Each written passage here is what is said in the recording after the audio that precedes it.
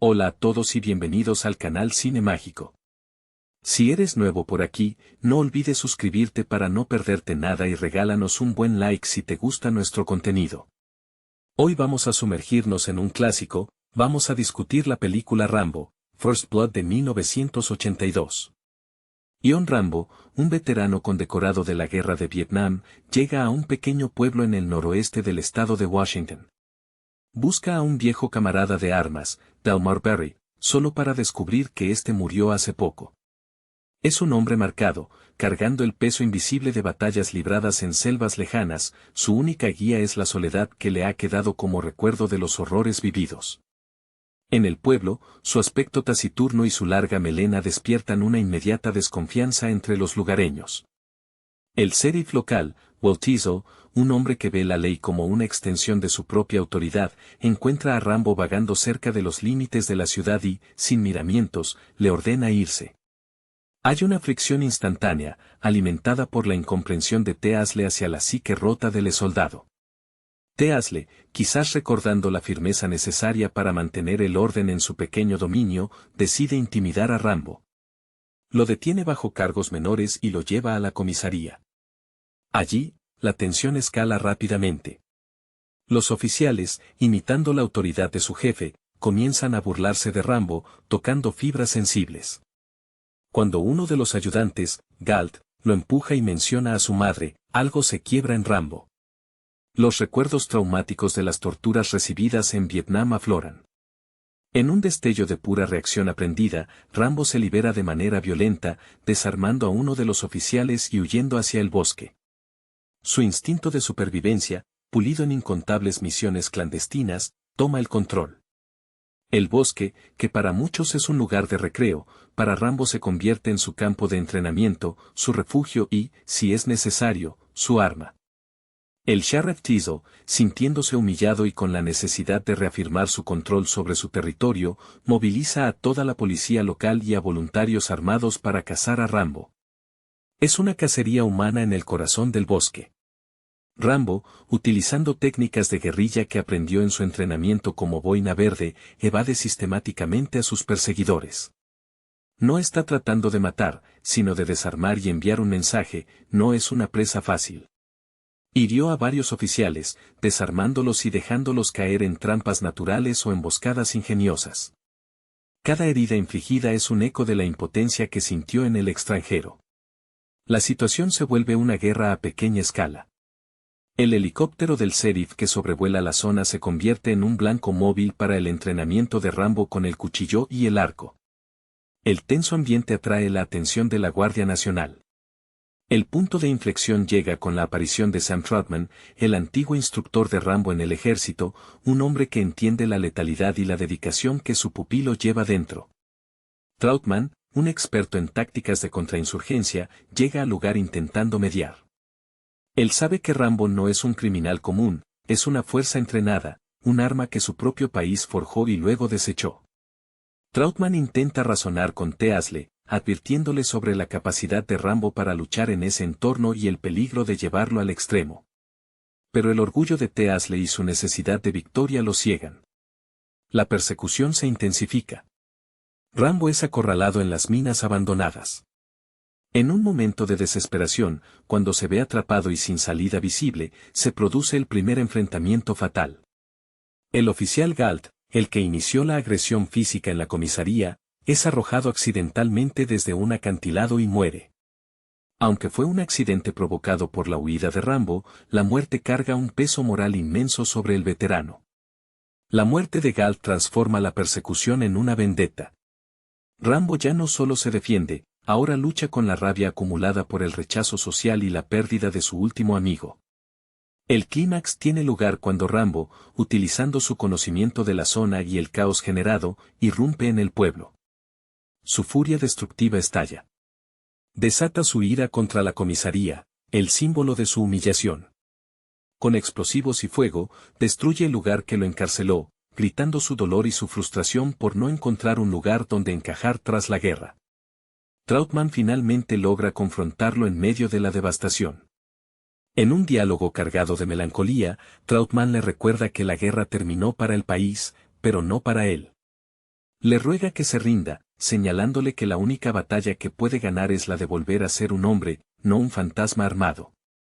Finalmente, Rambo, exhausto y destrozado por la violencia que ha liberado, se derrumba en los brazos de su antiguo instructor. El soldado, el arma, ha sido desactivado temporalmente por el hombre que mejor comprendía su mecanismo. Es arrestado, llevándose consigo las cicatrices visibles e invisibles de una guerra que lo persiguió hasta su propio hogar. El ambiente en ese pueblo de Washington, tan pulcro y ajeno a los horrores del sudeste asiático, se sentía como un insulto para Rambo.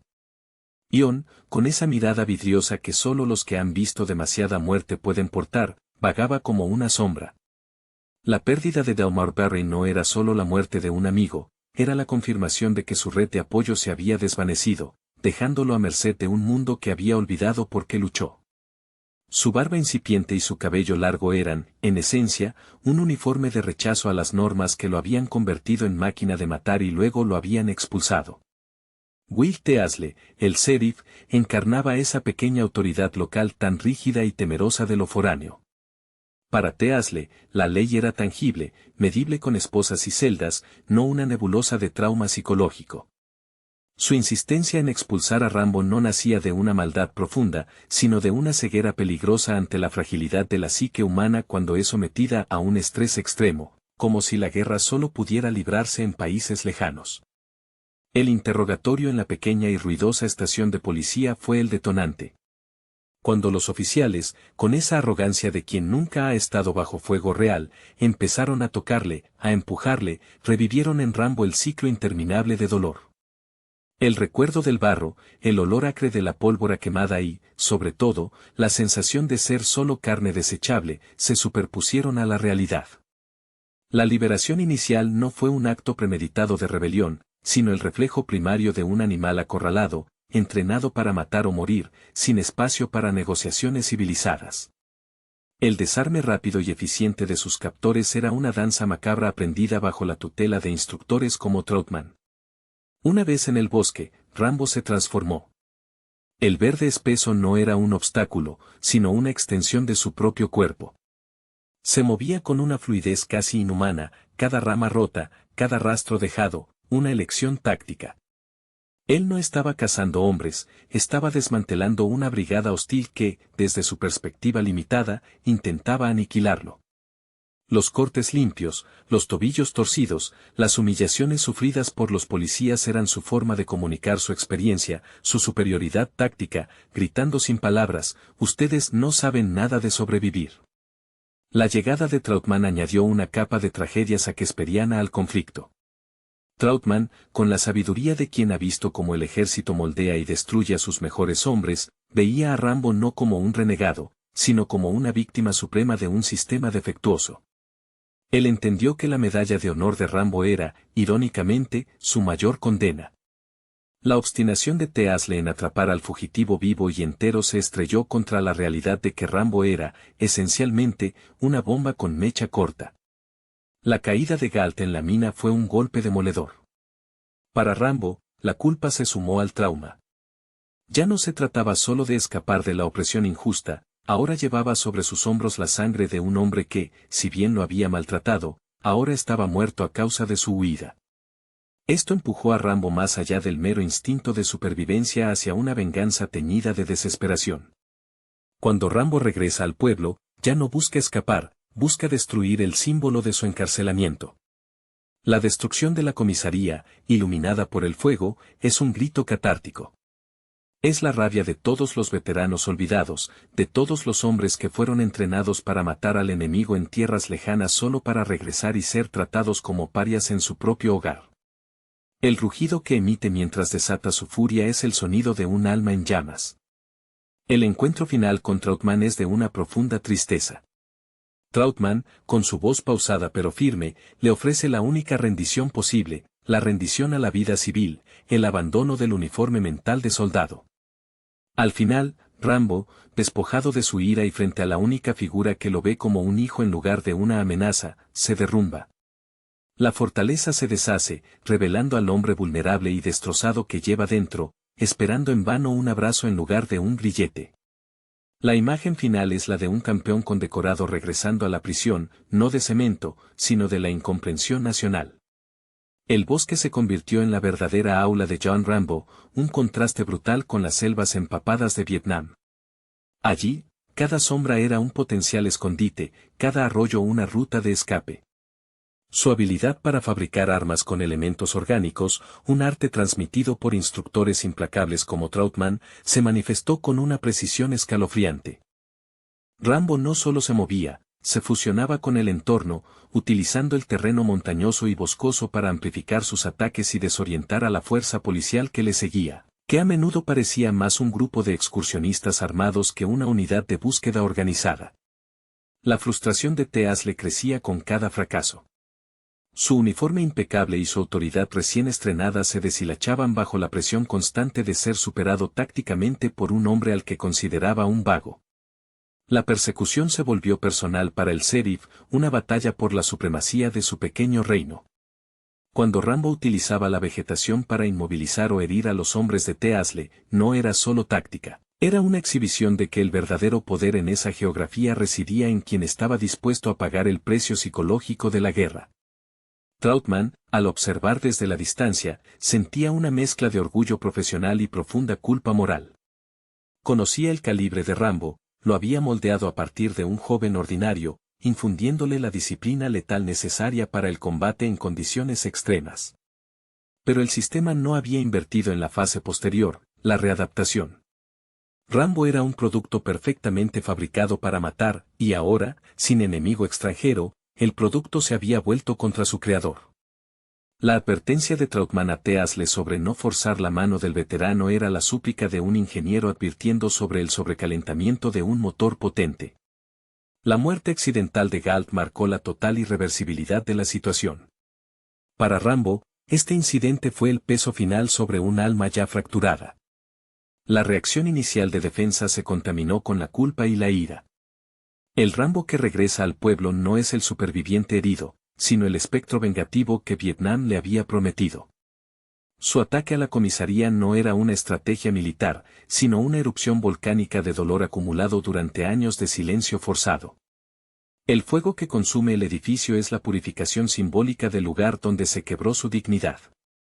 Cuando Rambo, cubierto de hollín y sudor, finalmente se enfrenta a Trautmann en medio de las ruinas humeantes, el contraste entre el maestro y el alumno es palpable. Trautmann no ve a un terrorista, sino al chico que una vez prometió honrar su servicio.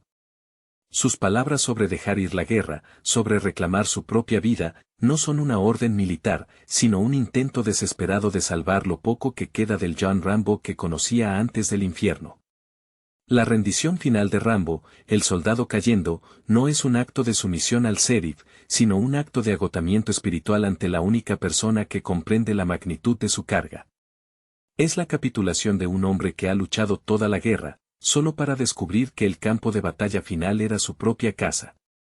El arresto de Rambo, aunque era el fin de la persecución física, solo marcaba el inicio de su verdadero encarcelamiento.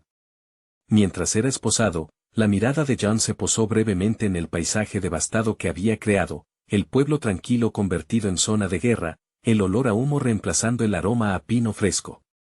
Teasle, con el rostro magullado y una humillación apenas contenida, lo observaba con una mezcla de triunfo y terror residual. Sabía que había vencido al hombre, pero la sombra de lo que Rambo representaba, la violencia inherente y no resuelta de la guerra, permanecía flotando sobre todos ellos. Trautmann se mantuvo cerca, su figura imponente ofreciendo el único consuelo tácito posible. Él entendía que las cadenas físicas eran secundarias, las verdaderas ataduras eran las que Rambo llevaba en la mente. Mientras John era conducido a un vehículo blindado, su mente ya estaba lejos, viajando de regreso a las noches sin dormir, al silencio ensordecedor de la paz que no lograba abrazar. El instructor sabía que, aunque Rambo había sido detenido, el trauma seguía siendo una fuerza activa y destructiva. El servicio militar, esa institución que lo había convertido en una herramienta perfecta, no le había proporcionado el manual de instrucciones para volver a ser un ciudadano común. El viaje a la prisión era silencioso, un contraste áspero con el pandemonio anterior. Rambo, ahora inerte, parecía haber vaciado su reservorio de furia y adrenalina. En ese momento de calma forzada, la magnitud de su acto se asentaba, había desatado el infierno sobre gente inocente y había causado una muerte. La condecoración que llevaba implícita en su ser, su valor demostrado en combate, ahora se convertía en el estigma que lo condenaba. Al despedirse de Trautmann, los ojos del sargento se encontraron con los de su antiguo alumno. No hubo necesidad de palabras grandilocuentes, ambos sabían que la batalla contra el mundo exterior había terminado, pero la guerra interna de John Rambo estaba lejos de concluir. Trautmann se quedó observando cómo el vehículo se alejaba, llevando consigo a la máxima expresión del soldado moderno, un arma magníficamente diseñada que se había quedado sin objetivo y, por lo tanto, se había vuelto contra sí misma. El destino de Rambo, ahora en manos de la burocracia legal, parecía tan incierto y sombrío como las selvas que había dejado atrás, confirmando la tragedia de un héroe al que su país no supo cómo traer de vuelta a casa. El vehículo se alejó, dejando atrás el eco de las sirenas y el olor a madera quemada. Para Rambo, el traslado no era una sentencia de un tribunal, sino el inicio de una reclusión autoimpuesta. Cada kilómetro que lo alejaba de ese bosque y de la locura reciente era un paso más hacia el recuerdo constante de Del Mar y el rostro atormentado de Galt. La quietud dentro del coche era más ensordecedora que el tiroteo. John se mantuvo rígido, su musculatura tensa incluso en reposo, una máquina que no sabía cómo apagarse. Su mente repasaba constantemente los movimientos, las variables, como si el camino a la cárcel fuera una misión encubierta más, pero sin un propósito claro más allá de la inercia. Will Teasle, por su parte, quedó sumido en la tarea ingrata de explicar la devastación. Su reputación de hombre de orden se había hecho añicos. La imagen del veterano, con el rostro bañado en hollín y rabia, desmantelando su estación, sería una pesadilla recurrente. Teasle, que había visto la guerra solo a través de los periódicos y la distancia, ahora entendía a medias la brutalidad que había provocado al empujar a Rambo hasta el límite.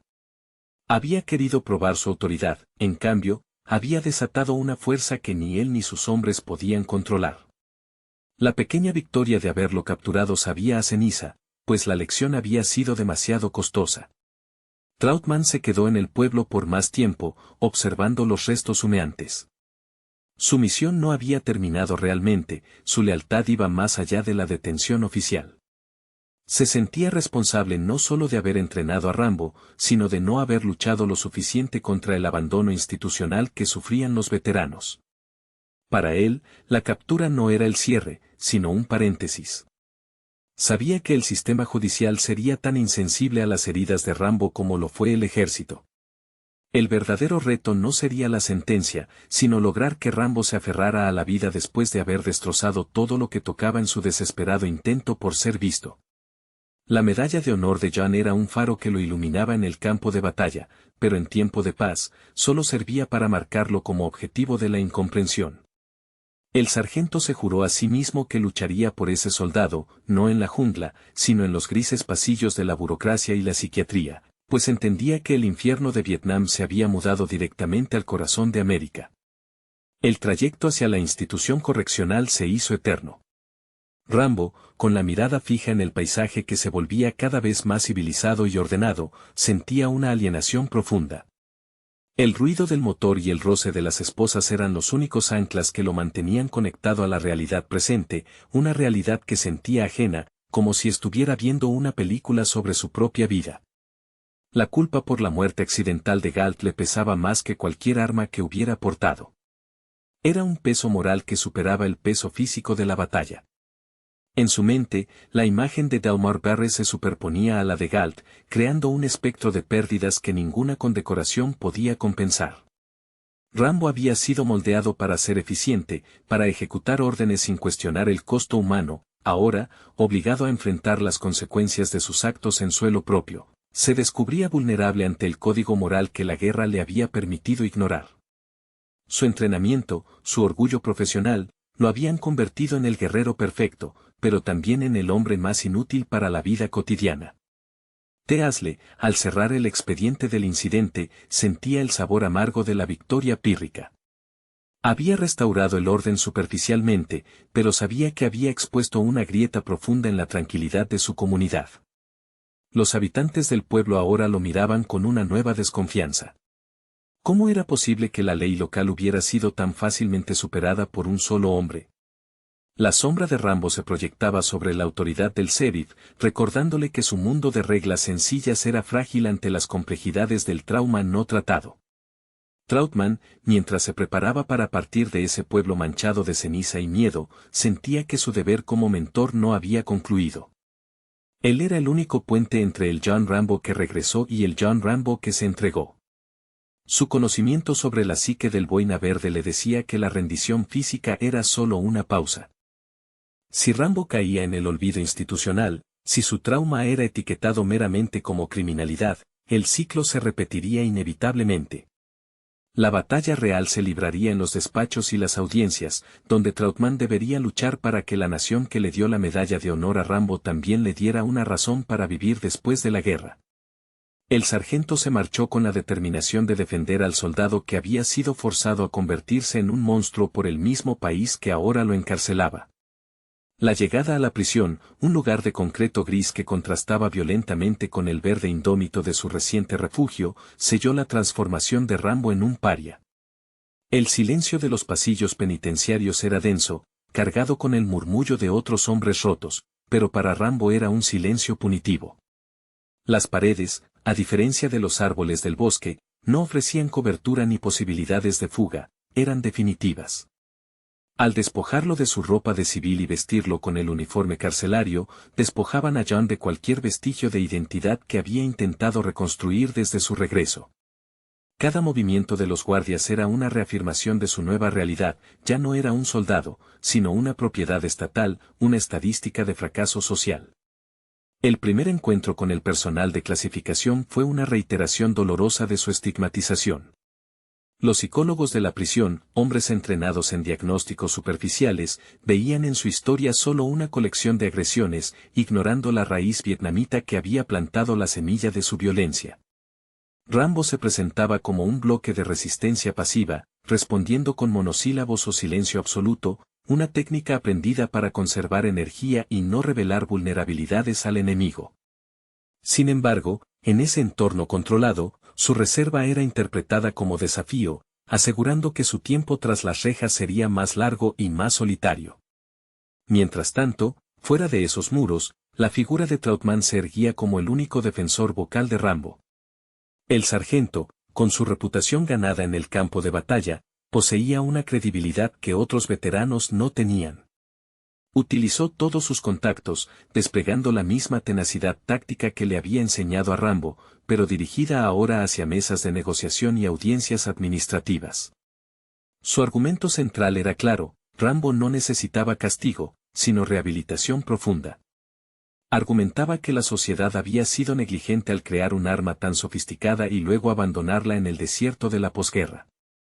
T. Asle, intentando recuperar la narrativa de su pueblo, ofrecía testimonios que pintaban a Rambo como un salvaje peligroso, minimizando el papel de la provocación inicial. Su miedo se había convertido en resentimiento y proyectaba esa inseguridad en cada informe.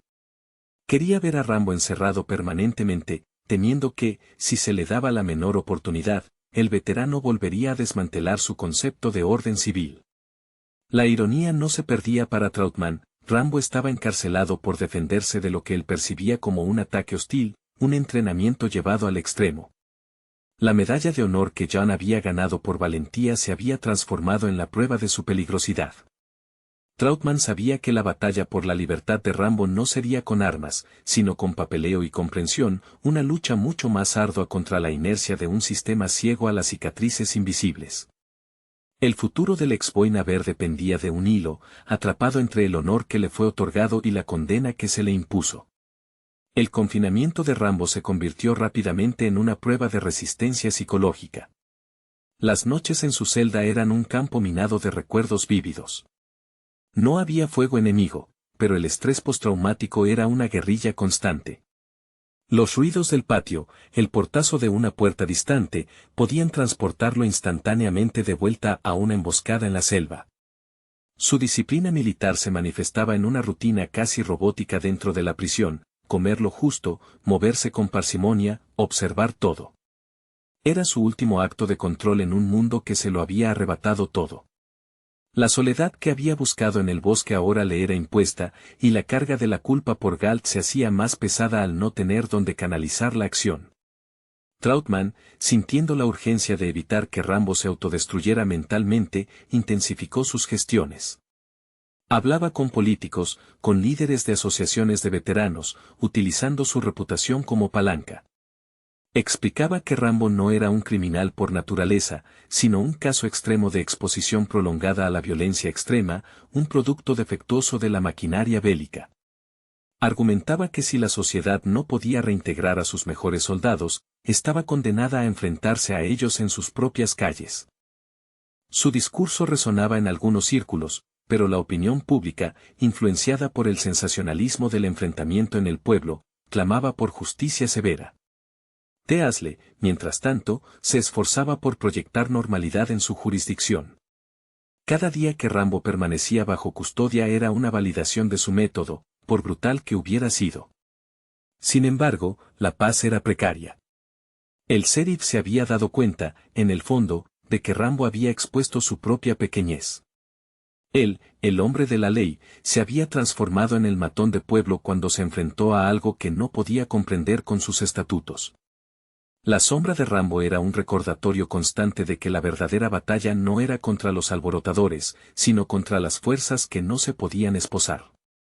La tensión se acumulaba en la burocracia. Trautmann presionaba para una evaluación psiquiátrica seria, sugiriendo la reclusión en una instalación militar especializada en traumas de combate, en lugar de una prisión federal estándar. Él creía que Rambo necesitaba un entorno que entendiera el lenguaje de su dolor, no uno que lo castigara por hablarlo. La lucha se había trasladado del bosque a los despachos, una guerra de expedientes y diagnósticos. El sargento sabía que si fallaba, el próximo First Blood no sería un accidente, sino una masacre deliberada. El destino de John Rambo dependía de si alguien en el poder estaba dispuesto a admitir que la guerra de Vietnam no había terminado en 1975, sino que se había instalado silenciosamente en las comunidades de Estados Unidos. La burocracia, como siempre, se movía con la lentitud exasperante de una marea baja. Mientras Trautmann luchaba contra expedientes y negativas, Rambo experimentaba el tedio opresivo de la prisión. Había una monotonía aplastante en el encierro que resultaba más desorientadora que la propia adrenalina de la persecución. En Vietnam, cada minuto era una lucha por la supervivencia, aquí, cada minuto era una condena a la inacción. Se sentaba en su celda, a menudo mirando la pared, permitiendo que su mente vagara por los paisajes que le habían devuelto, un paisaje de fuego y desesperación. La culpa por Galt era una espina constante, pero extrañamente, también era un recordatorio de que sus acciones tenían peso, incluso en la guerra, un peso que había aprendido a ignorar. La lucha de Trautmann se volvió más intensa cuando las autoridades sugirieron clasificar a Rambo como un criminal de alta peligrosidad, lo que implicaría un confinamiento indefinido en una prisión de máxima seguridad, lejos de cualquier tratamiento especializado. El sargento, recordando la lealtad inquebrantable de Rambo, sentía que traicionar a su antiguo pupilo en este momento sería el colmo de la deshonra. Su voz se volvió más firme en las reuniones, apelando no solo a la compasión, sino a la lógica estratégica. Desperdiciar un activo militar tan altamente entrenado en una celda común era un error táctico imperdonable. Este hombre no es un asesino común, repetía a los jueces y psiquiatras escépticos, es un síntoma de lo que hicimos allí y no supimos recoger cuando regresó. En el pueblo, Teasle seguía siendo el guardián de la narrativa local, pero su autoridad estaba permanentemente erosionada. Había ganado la batalla del territorio, pero Rambo había ganado la batalla de la percepción pública. Incluso entre sus propios hombres, había un respeto incómodo por la habilidad letal del veterano. La gente comenzaba a susurrar sobre el otro fantasma de Vietnam que había venido a atormentarlos, y el miedo a que Rambo escapara se convertía en una paranoia constante. Teasle se encontraba ahora vigilando el horizonte más que su propia ciudad, incapaz de quitarse la sensación de haber sido observado, juzgado y encontrado deficiente por un hombre que no jugaba bajo sus reglas. El punto de inflexión en la lucha burocrática llegó cuando Trautmann presentó evidencia detallada sobre el historial de tortura y estrés extremo sufrido por Rambo en cautiverio durante la guerra, Información que había sido cuidadosamente suprimida en sus archivos militares originales. Este nuevo contexto, presentado con la autoridad de un veterano condecorado, obligó a los funcionarios a reconsiderar la naturaleza de la culpabilidad de Rambo. No era un psicópata, sino un hombre con una herida profunda que había reaccionado a un gatillo moderno. La presión de Trautmann finalmente dio sus frutos, se aprobó un traslado temporal a una instalación especializada bajo supervisión militar. Era una victoria pequeña y frágil, pero era una apertura. Rambo, el arma descontrolada, estaba a punto de ser llevado de vuelta al taller, aunque su reparación se presentaba como un desafío de proporciones monumentales. El traslado a la instalación especializada era un cambio de escenario, no de condición. Los nuevos muros eran quizás más limpios, el personal más discreto, pero la sensación de vigilancia incesante persistía. Rambo, al entrar en el centro de tratamiento, llevaba consigo el peso de la resignación. Había agotado sus recursos de lucha física y ahora se enfrentaba al último enemigo, la introspección obligatoria. Los terapeutas eran diferentes a los policías o a los militares, hablaban en términos de mecanismos de defensa y apego traumático, un vocabulario que a Rambo le sonaba tan ajeno como las estrellas en un cielo que no era el de Washington. Para Trautmann, este nuevo frente era el más importante. Él supervisaba de cerca las sesiones, actuando más como un intérprete que como un oficial. Sabía que Rambo necesitaba un catalizador, algo que redefiniera su identidad más allá del soldado o del fugitivo. En una de las sesiones, Trautmann logró que Rambo hablara sobre Del Mar. La mención del nombre de su amigo derribó momentáneamente el muro de silencio. Rambo no habló de batallas, sino de la promesa que se hicieron en el barro, sobrevivir juntos. Al perder a Del Mar, John sintió que había perdido la única razón para justificar todo el sufrimiento pasado. El acto de destrucción en el pueblo había sido, en esencia, un rito funerario tardío por su camarada. Mientras tanto, en el pueblo, Teasle luchaba por borrar la memoria del caos. Había solicitado una reconstrucción rápida de la comisaría, pero la infraestructura moral tardaría mucho más en repararse. Se había convertido en un hombre más introspectivo, aunque teñido de cinismo. A veces, al revisar los informes de la Guardia Nacional que habían llegado tarde al enfrentamiento, Teasle sentía una punzada de vergüenza al recordar su propia arrogancia. Rambo le había enseñado, a través de la violencia, que el verdadero peligro no estaba en la amenaza externa, sino en la propia incapacidad de manejar lo desconocido. La paz había regresado al pueblo, pero era una paz tensa, como el aire antes de una tormenta eléctrica. La presión de Trautmann comenzó a dar frutos lentamente. Rambo comenzó a aceptar una medicación ligera, no para calmarlo, sino para reducir la intensidad de las pesadillas que le impedían descansar incluso en la seguridad de la instalación. La esperanza de Trautmann residía en conectar a Rambo con un propósito constructivo. Le mostró imágenes de zonas de desastre, de misiones de ayuda humanitaria. La idea de utilizar sus habilidades, su entrenamiento en supervivencia, su resistencia, para salvar vidas, en lugar de tomarlas, parecía resonar en algún lugar profundo de la psique del veterano. Era la primera vez que el instinto de Rambo para la acción se redirigía hacia la creación y no hacia la destrucción. El sargento se preparó para su última intervención formal ante el Comité de Libertad Condicional. No iba a pedir perdón para Rambo, iba a pedir un rol para él. Iba a argumentar que el país que lo había entrenado como arma debía ahora emplearlo como herramienta de reconstrucción. La entrega final de Rambo no sería un acto de sumisión a la ley, sino un compromiso renovado con la vida, aceptando que el honor se gana en la utilidad presente, no solo en el recuerdo del pasado. El ex Boina Verde estaba al borde de un precipicio, y Trautmann estaba determinado a asegurarse de que, al saltar, cayera en un nuevo campo de entrenamiento, no en un abismo de olvido. El proceso de reintegración, supervisado por Trautmann, se desarrollaba con la lentitud glacial de un informe gubernamental. Rambo, ahora instalado en la instalación especializada, comenzaba a mostrar los primeros signos de conciencia de su propia fatiga. Ya no estaba en modo huida o combate, estaba exhausto por la lucha interna. Los terapeutas, siguiendo las directrices de su antiguo instructor, se enfocaron en el concepto de propósito residual. Le preguntaban a Rambo qué tipo de guerra le gustaría pelear ahora, una pregunta que, por primera vez, no tenía una respuesta predeterminada ligada al enemigo que le habían asignado. La conexión con el trabajo humanitario fue tenue al principio, casi invisible. Cuando Trautmann le mostró grabaciones de zonas de desastre natural, Rambo observó la destrucción con una mirada profesional, evaluando la logística del caos. No era el fragor de la batalla, pero era un problema que requería disciplina y resistencia física, cualidades que poseía en abundancia. Había un eco de responsabilidad en esa observación, una necesidad de aplicar su letal eficiencia a algo que no implicara el fin de la vida. Este pequeño cambio marcó el inicio de una tregua consigo mismo. En el pueblo, Teas le había logrado mantener una fachada de normalidad, pero la sombra de Rambo persistía en los presupuestos de seguridad y en la desconfianza mutua entre los vecinos. El sheriff se había retirado parcialmente de la vida pública, consciente de que su intransigencia casi había destruido su comunidad. Ocasionalmente, miraba los restos reconstruidos de su estación y sentía un escalofrío, no de miedo a Rambo, sino del miedo a su propia reacción exagerada. Había sido humillado, no por un enemigo externo, sino por su incapacidad para extender la misericordia a un hombre que evidentemente la necesitaba desesperadamente.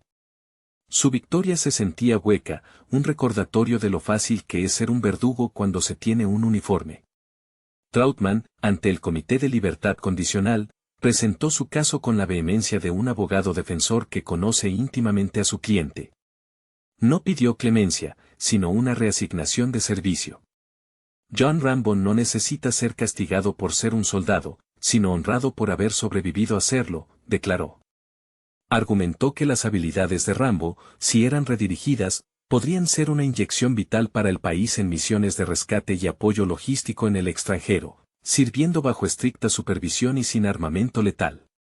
Era un riesgo calculado, la única forma de darle a Rambo una razón para seguir viviendo que no implicara el enfrentamiento. La decisión del comité fue un compromiso tenso. Se le concedió a Rambo un estatus especial, más parecido a un consultor de campo con supervisión continua de Trautmann que a un prisionero en libertad condicional. Significaba que Rambo saldría de las paredes institucionales, pero su vida seguiría estando ligada a un riguroso escrutinio militar.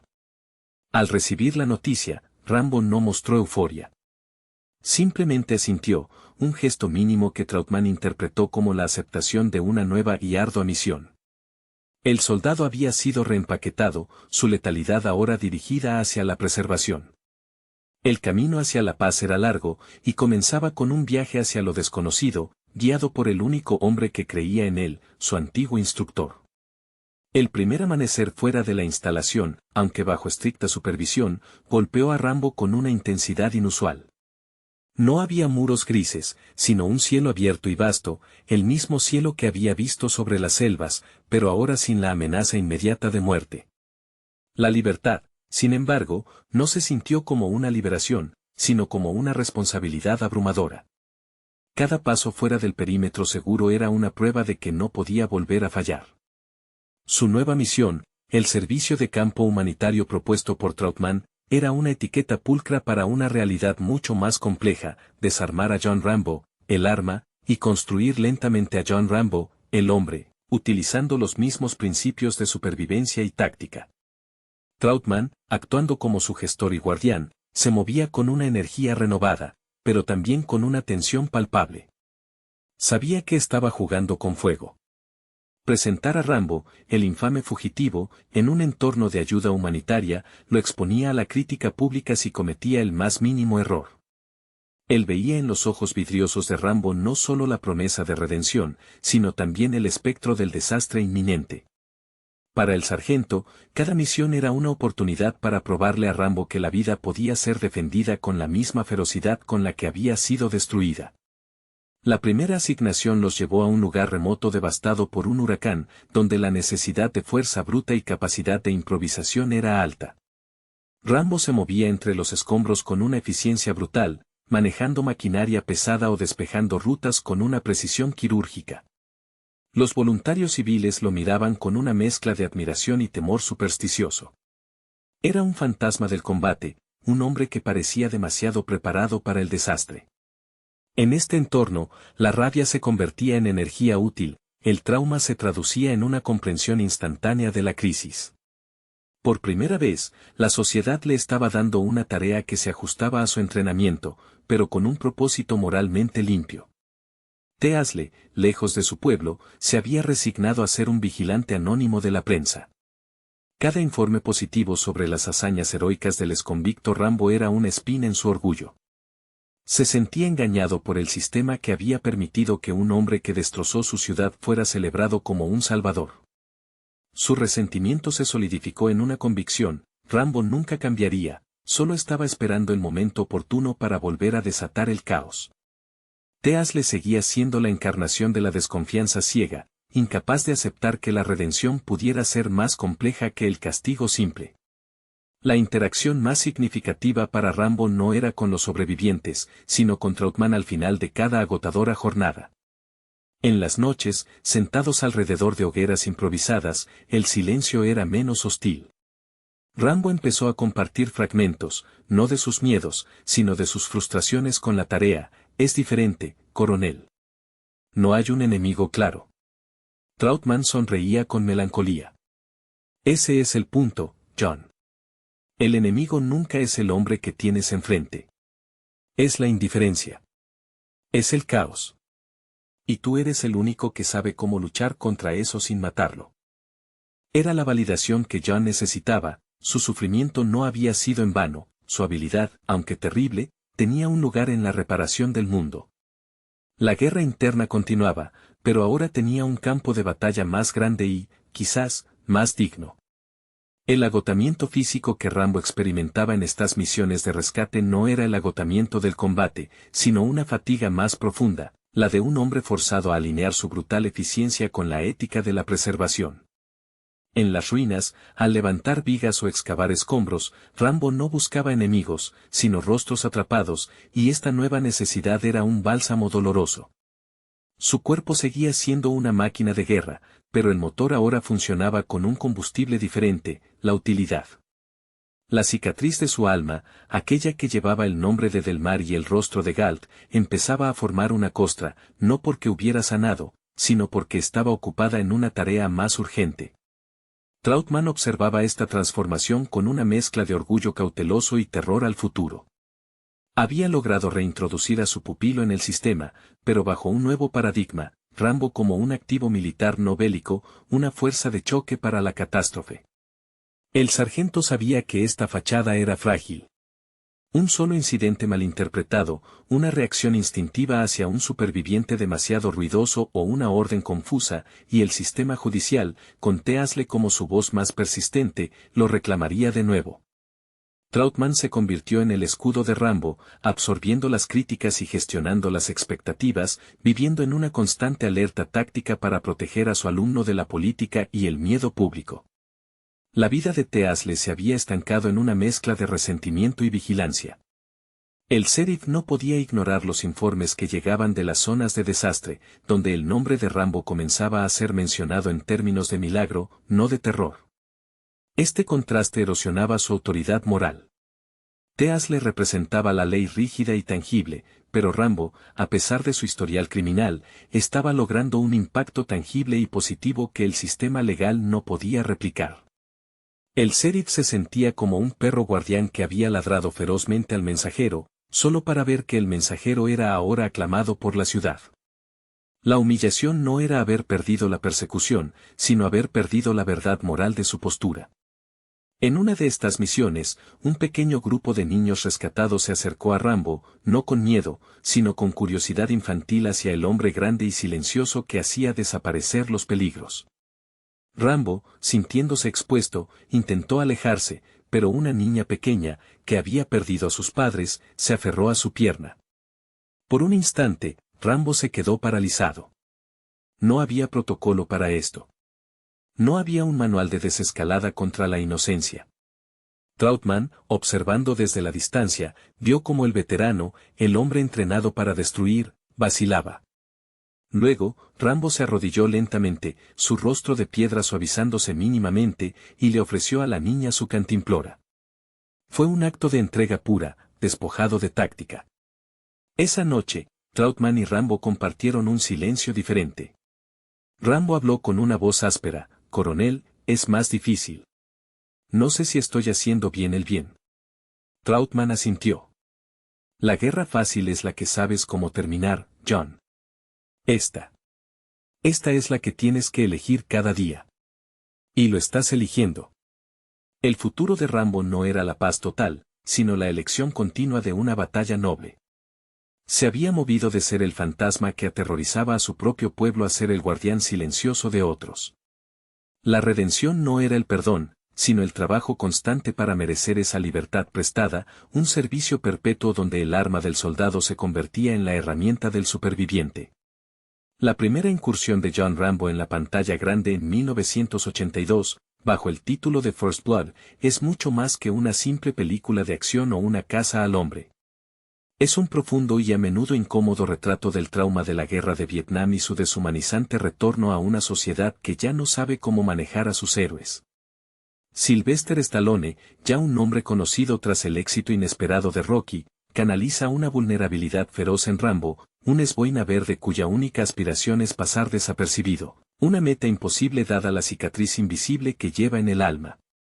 La película se articula en torno a la colisión inevitable entre la disciplina militar y la ineptitud de la autoridad civil. El sheriff local, Walt Easel, interpretado con una soberbia mezquina por Brian Dennehy, no ve a un veterano condecorado, ve a un vagabundo, a un forastero que desafía su pequeño orden territorial. Esta fricción inicial, desencadenada por la simple molestia de un sheriff intolerante, es el catalizador de toda la tragedia subsiguiente. El arresto y el trato brutal al que es sometido Rambo en la comisaría son el punto de inflexión. Es ahí, en ese espacio claustrofóbico de humillación, donde los fantasmas de las misiones pasadas y el síndrome de estrés postraumático explotan. Rambo no está reaccionando a Teasle, está reviviendo el infierno que se vio obligado a dejar atrás. Lo fascinante de la dirección de Tarkachev es cómo transforma gradualmente el género.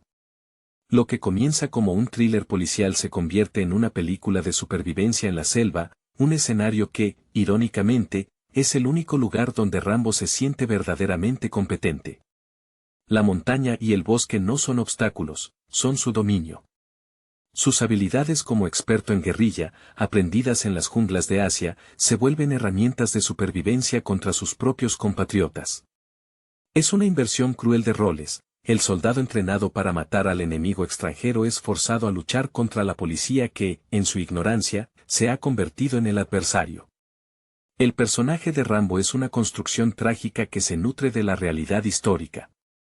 Stallone, junto con los guionistas, logró capturar el sentimiento de abandono que experimentaron miles de veteranos.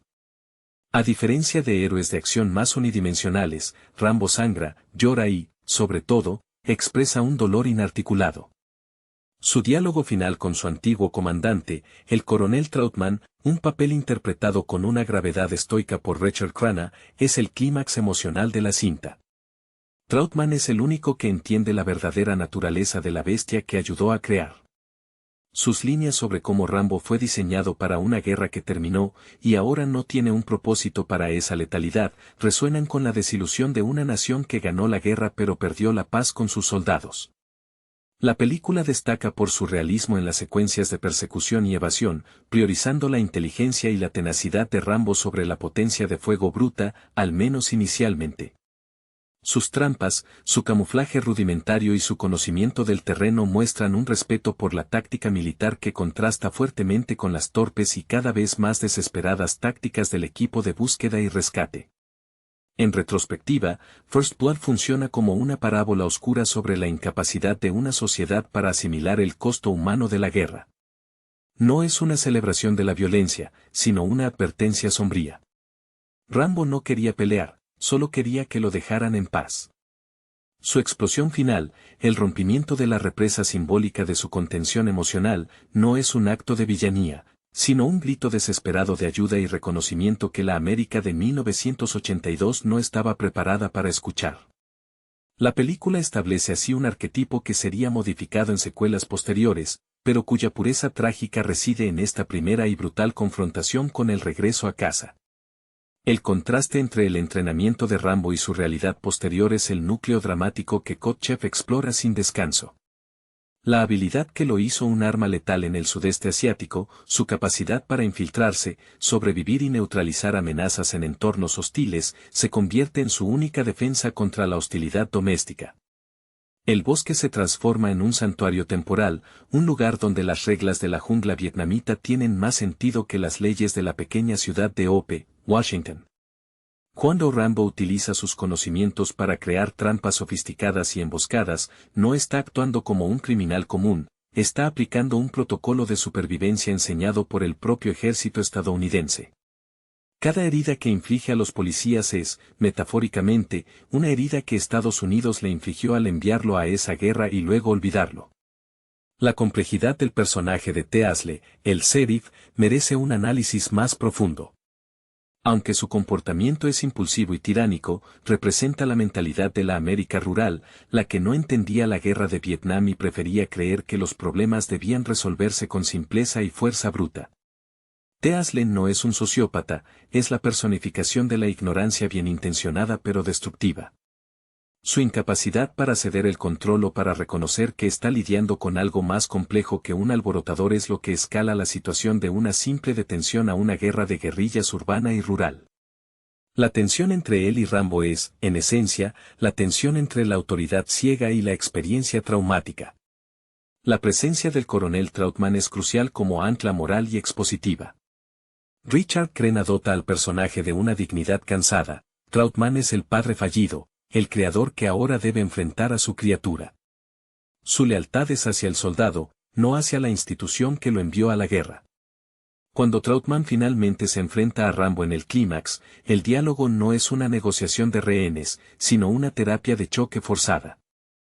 Es Trautmann quien articula el verdadero horror: te hicieron una herramienta de matar, pero ahora la guerra ha terminado, y no saben qué hacer contigo. Esta frase resume el drama del veterano marginado, un arma de precisión sin objetivo. El clímax en la estación de policía, donde Rambo desata su furia acumulada, es catártico y aterrador. La destrucción de la propiedad simboliza la destrucción del orden social que lo rechazó. Es importante notar que, a pesar de su violencia, Rambo evita matar a los policías directamente, optando por incapacitarlos o aterrorizarlos hasta el punto de la sumisión. Su objetivo final no es el asesinato masivo, sino la liberación de sí mismo de la opresión percibida. La escena donde rompe el escaparate y se enfrenta al caos es el momento en que el trauma se vuelve público, forzando a la audiencia y a los personajes a ver el costo real de la guerra vietnamita en la psique de sus combatientes. First Blood se mantiene como una obra maestra no por su acción, sino por su subversión del héroe de acción, presentando en su lugar a un hombre roto, forzado a luchar por su derecho a ser simplemente un hombre normal. La dirección de arte y la ambientación en First Blood refuerzan constantemente la alienación de John Rambo. Hope, el pequeño pueblo ficticio, se presenta inicialmente como un enclave de normalidad americana, un lugar idílico que contrasta brutalmente con el caos interno de Rambo. Sin embargo, a medida que avanza la persecución, este paisaje se corrompe. Los hermosos bosques del noroeste del Pacífico se convierten en un laberinto hostil, no solo por el terreno, sino por la constante amenaza humana que se acerca con linternas y perros, invadiendo el último refugio del protagonista. Este entorno natural, que en otras películas sería un telón de fondo pasivo, aquí se convierte en un personaje activo y cómplice de Rambo. Es fundamental examinar cómo la actuación de Stallone trasciende el guión en los momentos de mayor vulnerabilidad. El actor, conocido por su físico imponente, utiliza su cuerpo de manera contraria a la convención del héroe musculoso. Hay secuencias donde Rambo se contrae, donde su respiración es agitada y superficial, evidenciando el pánico antes que la planificación metódica. Este manejo sutil de la fisicalidad es lo que distingue a Rambo del arquetipo de superhéroe. Su habilidad para improvisar con elementos naturales, transformando una rama en un arco, usando barro para camuflarse, no es alarde de fuerza, sino una manifestación desesperada de supervivencia instintiva frente a una amenaza organizada.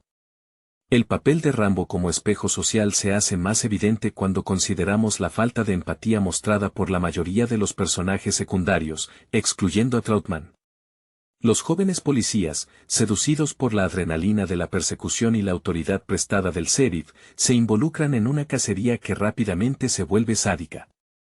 Sus comentarios joviales y su imprudencia al adentrarse en el bosque, ignorando las advertencias de peligro real, subraya la frivolidad con la que una parte de la sociedad trataba el trauma de guerra. La película critica esa actitud. El juego se vuelve real cuando el jugador tiene años de entrenamiento mortal. La escena del vagabundo que Rambo encuentra al inicio de la película, el único que lo trata con bondad inicial y quien luego es arrestado, actúa como un pequeño presagio. Al ser forzado a huir, Rambo siente que su último vínculo potencial con la aceptación social ha sido destruido por la misma autoridad que debe protegerlo. Este encuentro subraya la ironía. Rambo, entrenado para proteger la civilización, solo encuentra hostilidad y rechazo en ella. El desenlace, con Rambo desmoronándose en el suelo mientras Trautmann lo somete, es el momento más revelador. La furia ha desaparecido, dejando solo el agotamiento y el dolor puro. La ropa hecha jirones, las heridas y el llanto incontrolable son la imagen final de un soldado roto. A diferencia de las secuelas, donde Rambo se convierte en una máquina de venganza, First Blood termina con la devastación personal.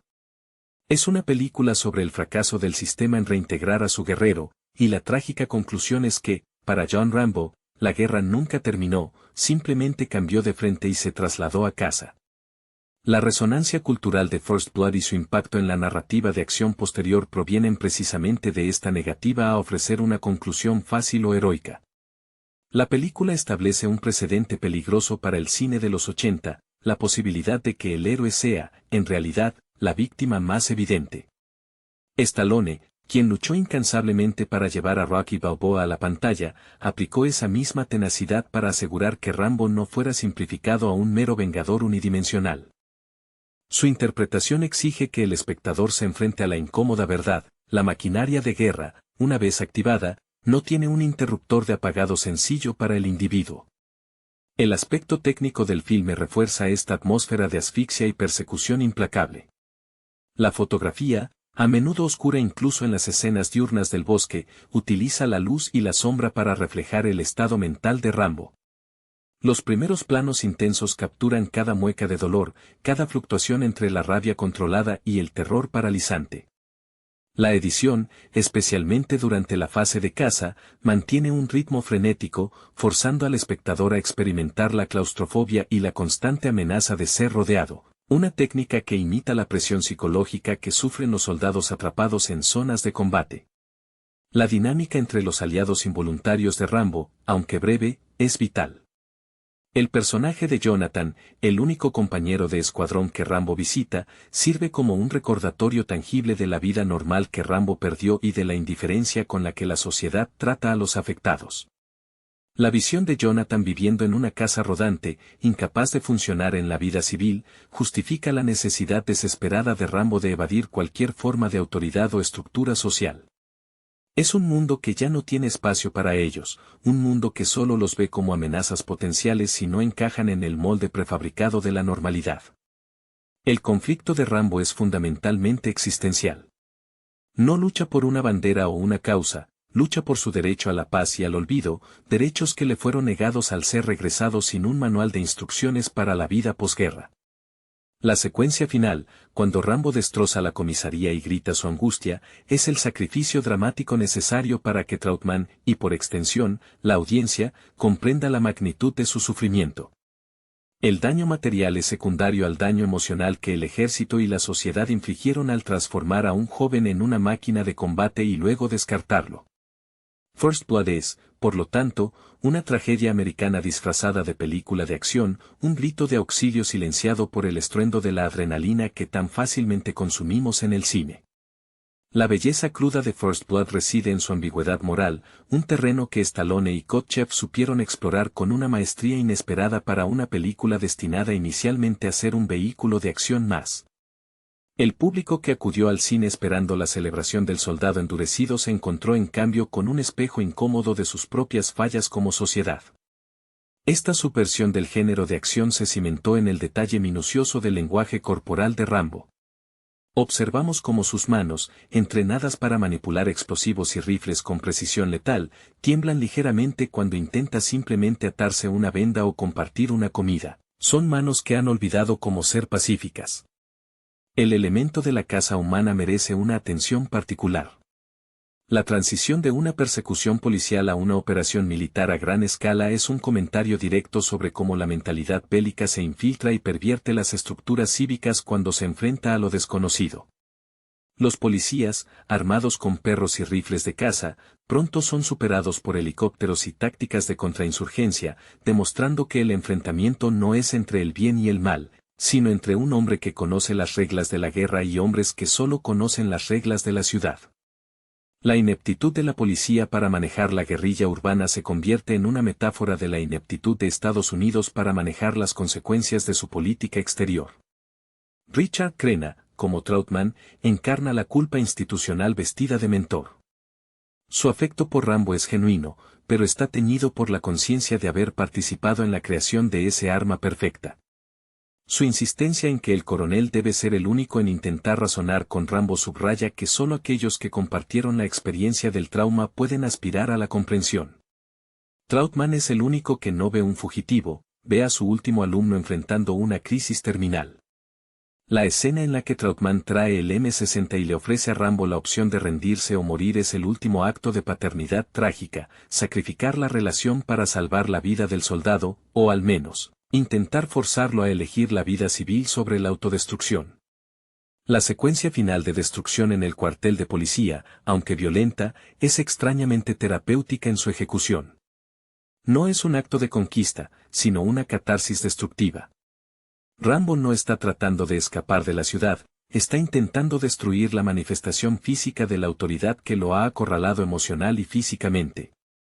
El llanto al final, cuando su fuerza se disipa y solo queda el hombre vulnerable, es la imagen definitoria de la película.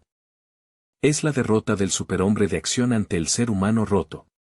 First Blood funciona porque se niega a glorificar la violencia desatada, en cambio, nos obliga a mirar a los ojos a la persona que esa violencia ha creado y pregunta, ¿qué hacemos ahora con él?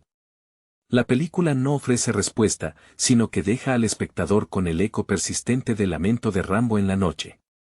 La inmersión de Rambo en la naturaleza, ese escape hacia el verde denso y el terreno irregular, es vital porque solo allí puede permitirse el lujo de la autenticidad. En la ciudad, cada gesto es una amenaza potencial, cada mirada un juicio, en el bosque, su entrenamiento es un escudo. Sin embargo, incluso la naturaleza se convierte en un teatro de operaciones militarizado. Las ramas rotas, las marcas en los árboles, el olor a pólvora y sudor, todo apunta a la inevitable confrontación.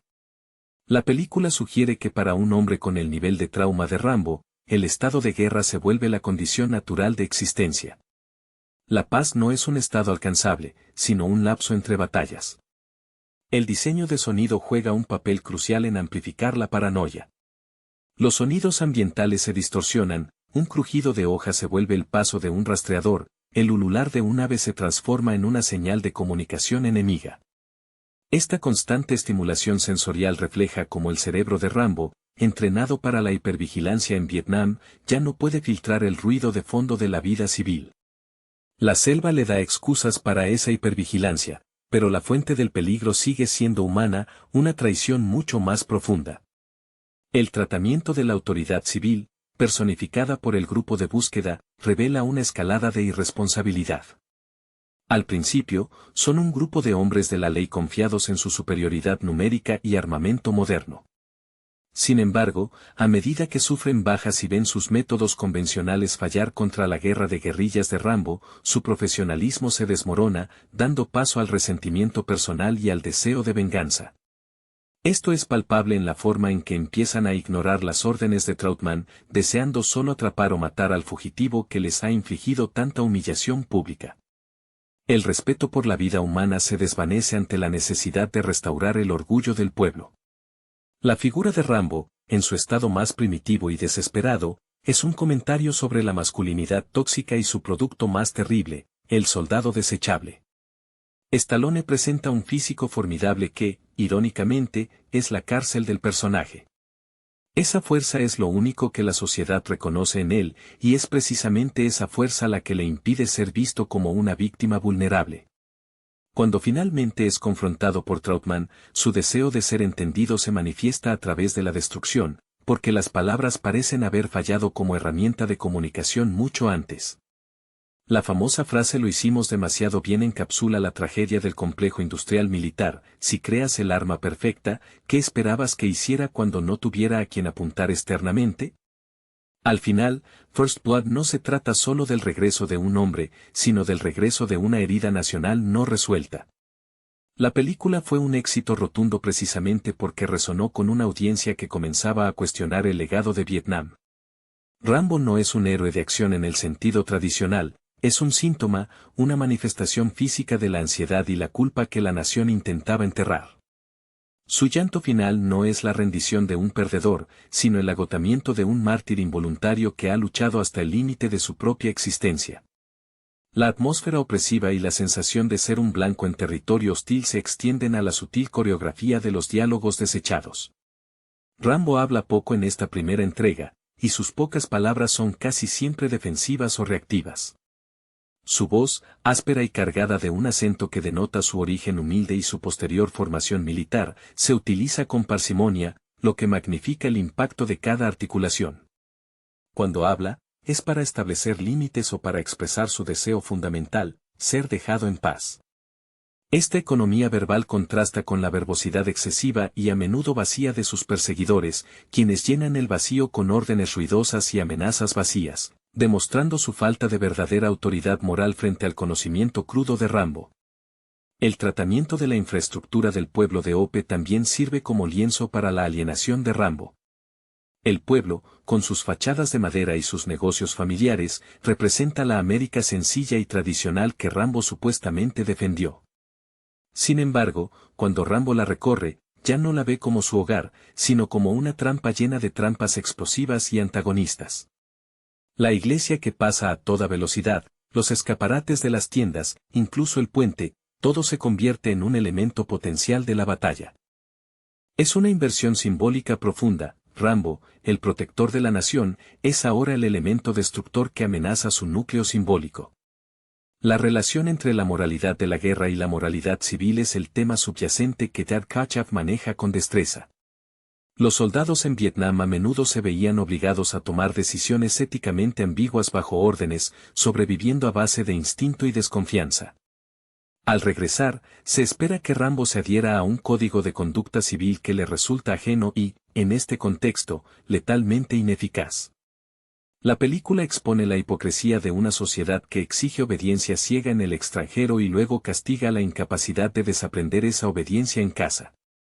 La reacción violenta de Rambo es una respuesta programada a la agresión percibida, independientemente de si esa agresión proviene de un enemigo extranjero o de un sheriff local. El personaje de la compañera de Rambo, aunque brevemente visible, es importante para entender la carga emocional. La referencia a su amigo muerto en combate, el único al que ve antes de ser acosado, no es una simple exposición de su pasado, sino una advertencia silente. Ese amigo representa el destino que Rambo teme, la marginación total y el olvido en vida. Al verse forzado a huir y a recurrir a la violencia, Rambo teme que su amigo sea la única visión honesta de lo que le espera a los veteranos que no logran encajar.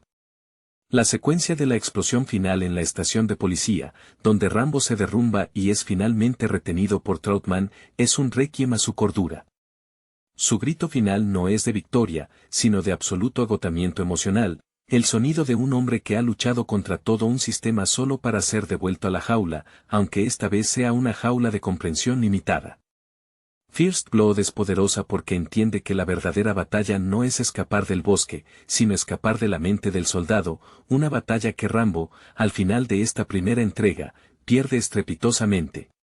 La persistencia con la que la película explora el tema del abandono se evidencia en el tratamiento de la propia geografía de la persecución. El condado de Ope, con sus bosques densos y cascadas, se convierte en una extensión del paisaje de guerra. Rambo no elige ese entorno para esconderse, es el único que puede manejarlo. Cada movimiento, cada escondite, es una réplica de las tácticas de evasión que aprendió en Vietnam.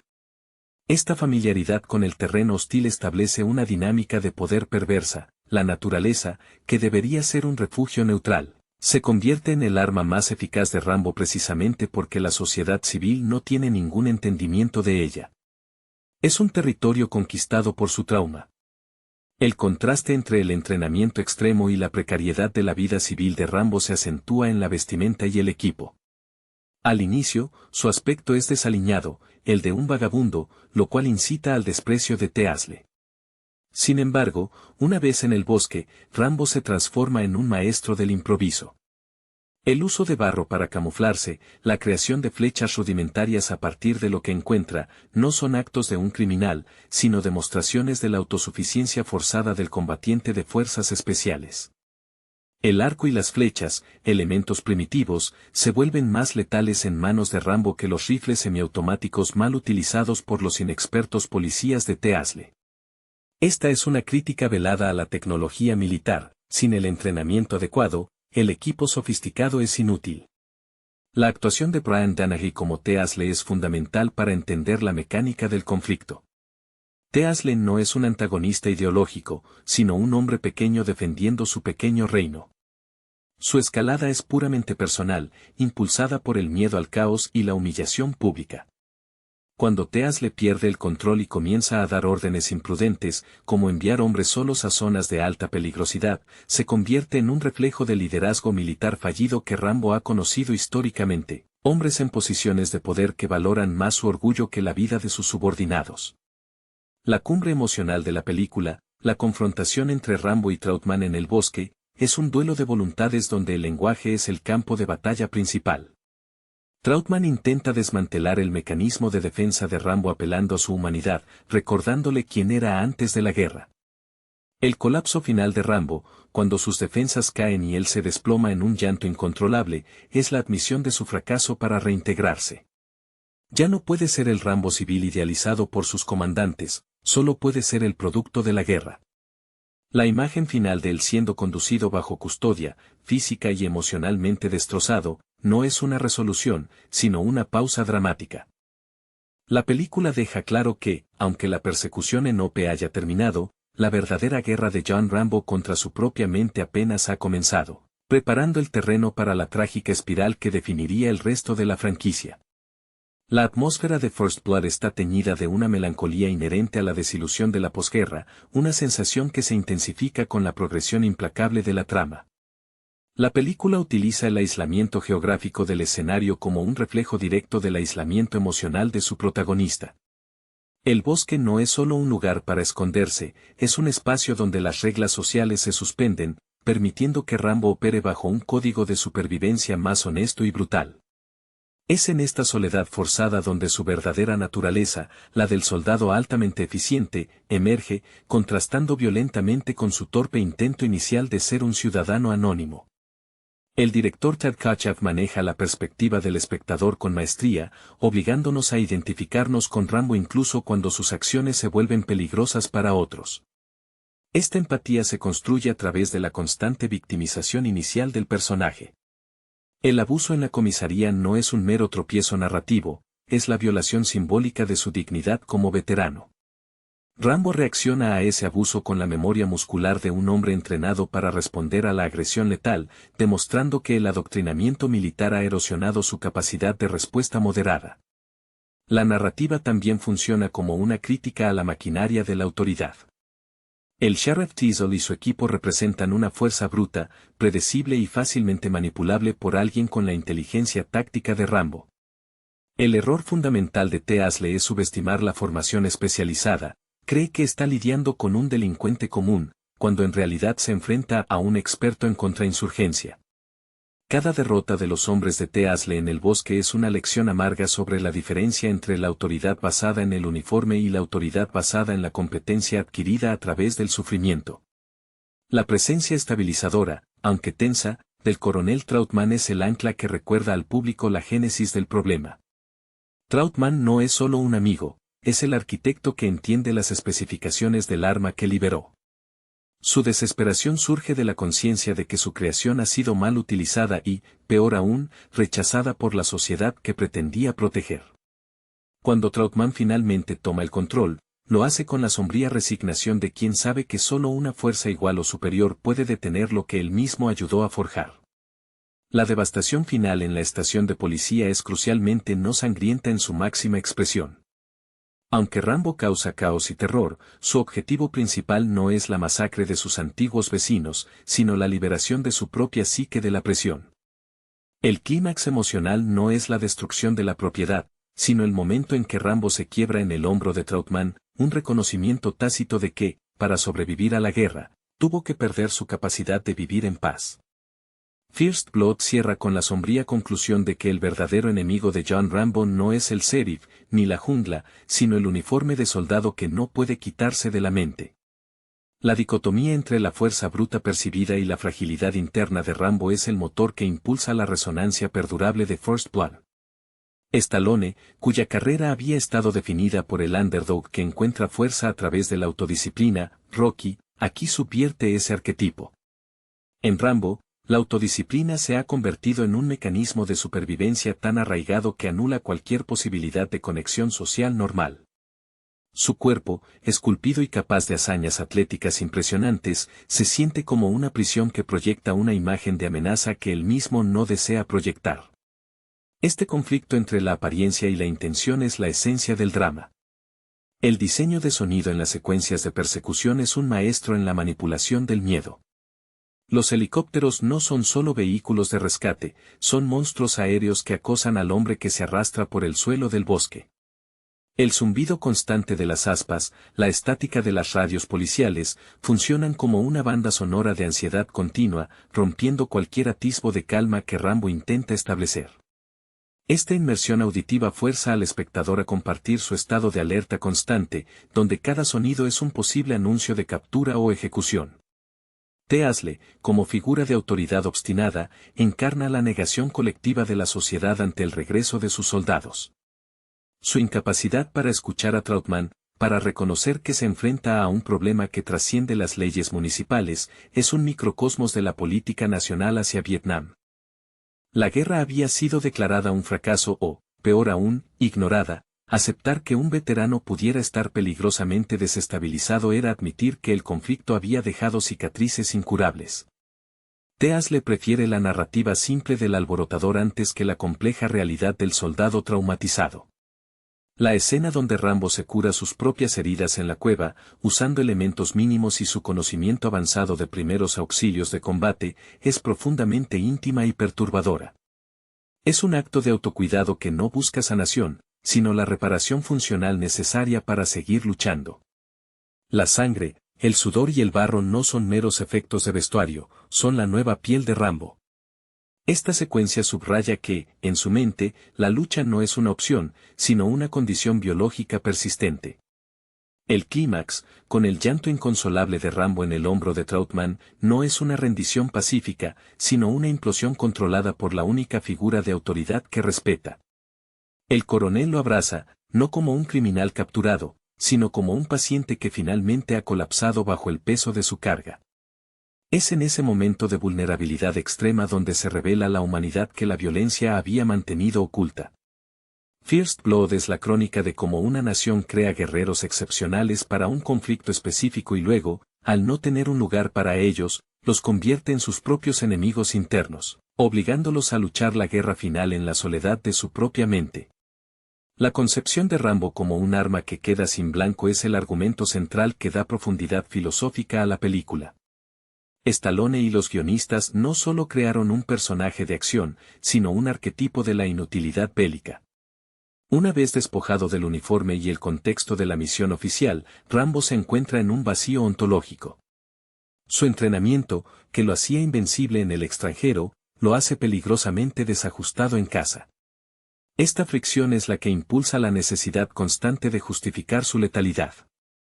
Cuando no hay enemigos visibles, la amenaza se interioriza y se proyecta sobre el entorno más inmediato y amenazante, la autoridad local que intenta reintroducirlo forzosamente en un sistema que lo ha rechazado.